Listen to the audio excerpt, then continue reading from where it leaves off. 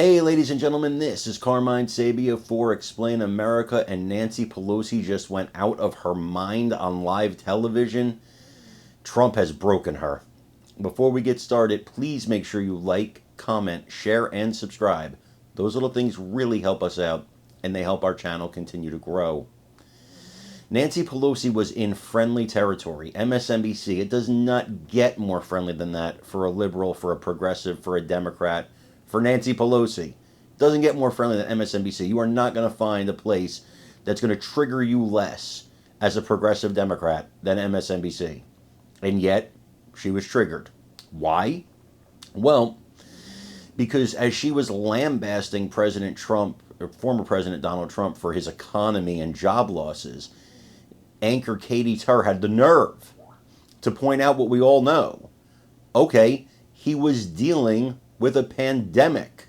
You can't really count that. I mean, when somebody's dealing with a pandemic, people are placed out of work, businesses are closed down. You can't lay that at the feet of the president.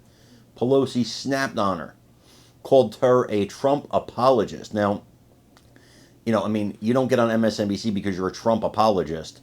So that was probably unfair. But just to see Nancy Pelosi totally go out of her mind like this, just at the mere mention of something nice about Trump or something that just doesn't pin all the blame on him, it's one to see. I want you to take a look at it and let me know what you think. Guys, please remember to like, comment, share, and subscribe. I'm Carmine Sabia for Explain America. We love you guys. God bless you. Take care, everybody.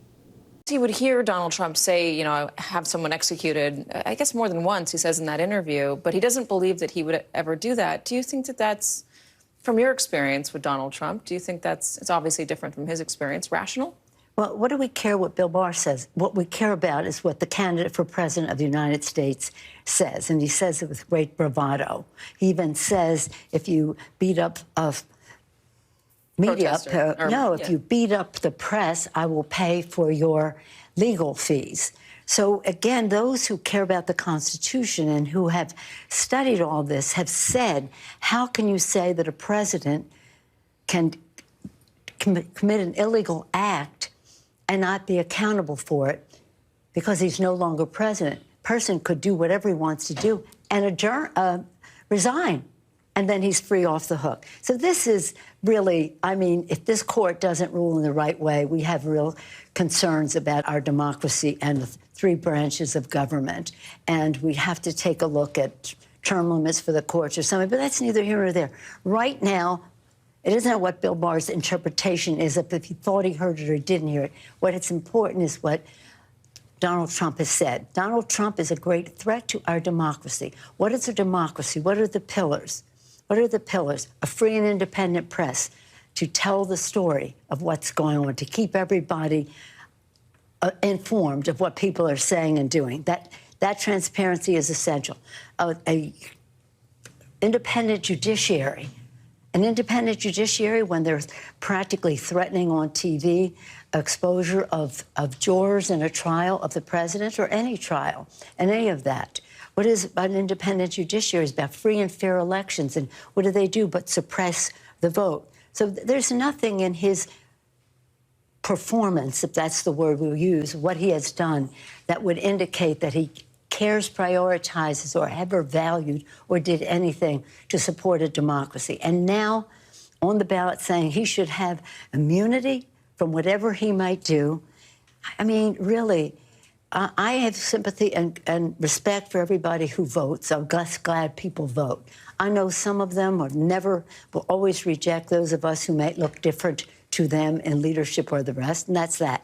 But there are those who have real legitimate concerns about immigration, globalization, innovation, and what does that mean for their job and their family's future? And we have to address those concerns. And Joe Biden is doing that, created 9 million jobs in his term in office. Donald Trump has the worst record of job loss of any president. So we just have to make sure people know. That was a global pandemic. He had the worst record of any president. We've had other concerns in our country. If you want to be an apologist for Donald Trump, that may be your role, but it ain't mine. And he has the worst. I don't think that anybody can accuse me of that. No, but let me just say, as a Speaker of the House, we put forth a $3 trillion bill. $3 trillion of investment in communities and the rest, and that stimulates the economy. I just want to ask one more question. This one's on